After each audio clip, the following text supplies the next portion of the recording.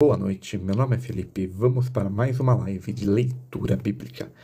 Mas antes, vamos começar com a sua oração, com a nossa oração. Senhor Jesus, que o Senhor esteja presente do começo ao fim desta leitura. Que o Senhor traga para esta live todas as pessoas que precisam ouvir a sua palavra, que se encontra em João 14. Agradeço por estar presente conosco. Bom, antes de ler João 14, eu vou ler a introdução do livro de João, que está na Bíblia, a mensagem. Em Gênesis, o primeiro livro da Bíblia, Deus é apresentado como aquele que trouxe a criação à existência por meio da palavra. Deus fala, sua palavra faz acontecer. Céus e terras, oceanos e rios, árvores e grama, pássaros e peixes, animais e humanos. Tudo, o invisível e invisível, foi chamado à existência pela palavra falada de Deus. De formas paralelas às palavras introdutórias de Gênesis, João apresenta Deus como aquele que trouxe a salvação à existência por meio da palavra. Dessa vez, a palavra de Deus assume forma humana e entra na história na pessoa de Jesus. Jesus fala, sua palavra faz tudo acontecer. Perdão e juízo, cura e iluminação, misericórdia e graça, alegria e amor, liberdade e ressurreição. Tudo que estava deteriorado e todos que estavam em pecado ou doentes eram agora chamados à salvação pela palavra falada de Deus. O motivo era que, em alguns momentos, as coisas que tinham dado errado, Gênesis também relata essa história, e precisavam desesperadamente de conserto, e o conserto seria realizado intermédio por meio da palavra. Deus, trazendo a salvação à existência por meio de sua palavra na pessoa do seu Filho. Jesus, dessa forma, não somente transmite a palavra de Deus, ele é a palavra de Deus.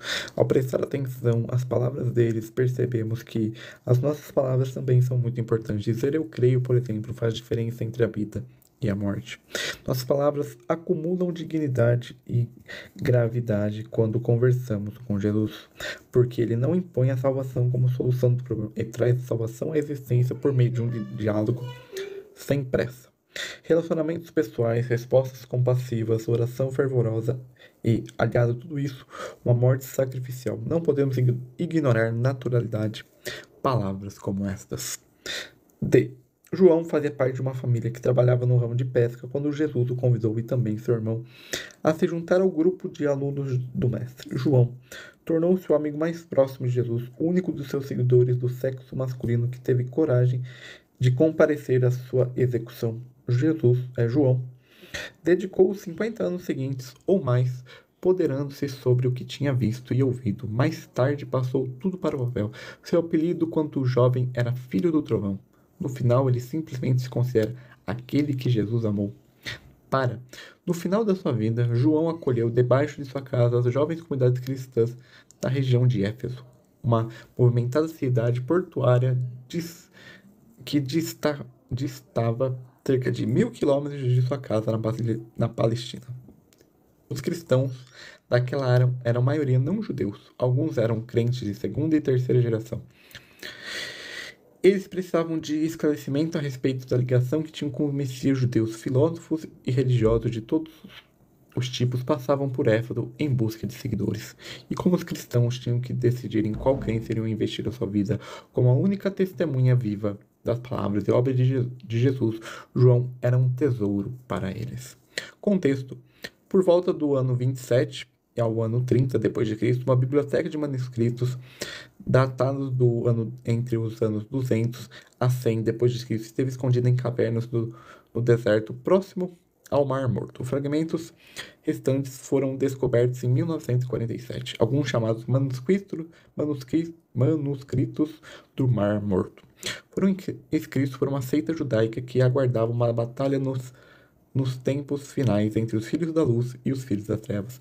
Eles também faziam menção ao mestre da justiça. Essas ideias eram novas na época e debatidas calorosamente no período que Jesus ensinou em Jerusalém. Então essa é a introdução do livro de João. Agora nós vamos ler João 14 na versão da Bíblia de Jerusalém. ela é uma Bíblia de estudo, então eu lerei também os comentários quando for pertinente. Capítulo 14. Cessa de perturbar-se o vosso coração. Os versículos 1 e 2 desmascaram o texto de Deuteronômio, capítulo 1, do versículo 19 a 33. No momento de passar pela terra prometida, não se deve temer inimigos. Deuteronômio 1, 29. Aqui o mundo submetido a Satanás, 13, 27, 16, 33, mas ter confiança em Deus.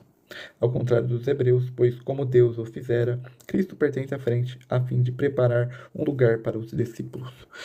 Na casa, credes em Deus, credes também em mim. Na casa do meu pai há muitas moradas. Se não fosse assim, eu vos teria dito.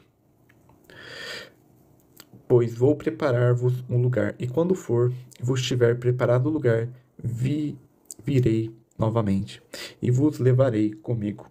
Aí a gente tem comentário, toda a expectativa da igreja apoia-se nessa promessa. 1 Tessalonicenses 4,16, 1 Coríntios 4,5, na mesma carta, capítulo 11, versículo 26, 16, 22 e Apocalipse 22, 17, 20 e 1 João 2, 28. Com o início do cristianismo, a volta de Cristo parece ser esperada num futuro relativamente próximo. Os versículos 1 e 3 são, portanto, redação muito arcaica. Então vamos lá. Pois vou preparar-vos um lugar, e quando for, virei comigo, a fim de que onde estiver, estareis comigo também. Para onde vou, conheceis o caminho. Tomé lhe disse, Senhor, não sabemos aonde vai. Como podemos conhecer o caminho? Disse-lhe Jesus, eu sou o caminho, a verdade e a vida. Esses 3 títulos são ditos de Cristo em referência aos bens que obtemos graças a Ele, porque nos ensina a verdade concentrada na nossa vida moral. É a verdade que está lá em João 8,32, porque nos ensina como caminhar no caminho que leva ao Pai. Que está em João 8,12, também 11, 9, 10 e 12, 35, dando neles o próprio exemplo. Aí João escreve em 1 João 2, capítulo 6, no capítulo 2, versículo 6, e no seu evangelho, no capítulo 13 e no capítulo 15. É o caminho, porque seguindo esse caminho obteremos a vida. Ele é a vida. Ninguém vai ao Pai senão por mim. Se me conheces, também conheces meu Pai. Desde agora o conheceste e o viste. Filipe disse, Senhor, mostre-me o Pai, e isso nos basta. Jesus disse, há quanto tempo estou convosco, e tu não me conheces, Filipe? Quem me vê, vê o Pai. Como se pode dizer, mostre-me o Pai? Não crês que estou no Pai e o Pai está em mim? Somente a fé discerne a presença do Filho no Pai e do Pai do Filho. Filipe engana-se ao reclamar uma manifestação fulgurante do Pai. As palavras que vos digo, as digo por mim mesmo, mas o Pai que permanece em mim realizará obras. Crede-me, eu estou no Pai e o Pai em mim. Credo ao menos por causa dessas obras. Em verdade vos digo, quem crê em mim fará as obras que eu faço, e fará até maiores que elas, porque vou para o Pai. O ministério da revelação de salvação, do qual os milagres foram os sinais, prolongaram-se nas obras do discípulo. O Espírito, fonte dos carismas que lhes são dispensados, será enviado pelo Cristo, glorificado à direita do Pai. E o que pedires ao meu nome, eu farei, a fim que o Pai esteja glorificado no Filho. Se me pedires algo em meu nome, eu o farei. Se me amas, observai os meus mandamentos, e rogarei ao Pai que vos dará outro Paráclito. Primeiro, um dos 5 textos relativos ao Espírito. Paráclito, Espírito de verdade, Espírito Santo nos discursos depois da ceia, enviado pelo Pai ou por Cristo depois da partida de Jesus. Ele permanecerá para sempre junto aos discípulos, ao fim de recordar e de complementar ensinamentos de Cristo, reconduzindo os discípulos nos caminhos da verdade, em explicando-lhes o sentido de acontecimentos futuros. Ele glorificará Cristo, no sentido que testemunhará que a sua missão vinha de Deus e que o mundo, desviado por seu príncipe, o pai da mentira, errou por não crer nele. E em 1 João, capítulo 2, versículo 1 e 2, de acordo com as traduções judaicas, o Cristo Paráclito, advogado, nos defende no tribunal do Pai contra as acusações de Satanás, o acusador, Zacarias 3:1 e Apocalipse 12:10. Graças ao seu sacrifício expiatório, Apocalipse 12:9-11, no discurso depois da ceia, o Espírito Paráclito exerce mais a paraclese, as exortações de que se nos faz no Atos e nas cartas de Paulo, Atos 9:31 e 13:5. Para que convosco permaneça para sempre. O Espírito da Verdade, expressão conhecida em Qumran, onde se impunha o Espírito da Verdade e o Espírito do Erro. 1 João, capítulo 4, versículo 6. Para designar duas tendências inerentes ao homem. Aqui o Espírito de Verdade é personificado, como a gente vê em 2 João, capítulo 1 e 2, versículo 1 e 2, e demarca João 14:17. Que o mundo não pode acolher, porque não o vem, nem o conhece. Vós o conheceis, porque permanece convosco e vos será. Não vos deixarei órfão, eu virei a vós. Não se trata mais da volta de Cristo, tal qual era concebida no capítulo 14, do versículo 1 ao 3, mas de presença puramente espiritual de Cristo, sabedoria, versículo 21, em companhia do Pai. Assim, um pouco e o mundo não me verá, mas vós me vereis, porque eu vivo e vós vivereis. Neste dia, os profetas designaram assim a ocasião dos grandes intervenções divinas. Isaías, capítulo 2:17 e capítulo 4, versículo 1. O dia pode designar naquilo que todo o tempo se seguirá a ressurreição de Cristo. Ainda um pouco e o mundo não me verá. Nesse dia, compreendeis que eu estou em meu Pai e vós em mim e eu em vós. As relações entre Jesus e seus discípulos são análogas aos que unem ao Pai. Quem tem meus mandamentos e observa é que me ama, e quem me ama será amado por meu Pai. Eu o amarei e manifestarei a ele. Neste versículo é Cristo sabedoria que fala, como em Provérbios 8:17, Sabedoria 6:12-18, também no 7:28 e no Eclesiástico no capítulo 2, versículo 15-16 e no capítulo 4 também no capítulo versículo 14. Cadê? Judas. Cadê? Judas, irmão de Tiago, de Lucas 6:16, o Tadeu, de Mateus 10:3 e Marcos 3:18. Não o Iscariotes lhe disse: Senhor, por que te manifestará a nós e não ao mundo? Respondeu-lhe Jesus: Se alguém me ama e guardará a minha palavra, e meu Pai o amará, e a ele viremos, e nele estabeleceremos morada. Quem não me ama não guarda minhas palavras, e a minha palavra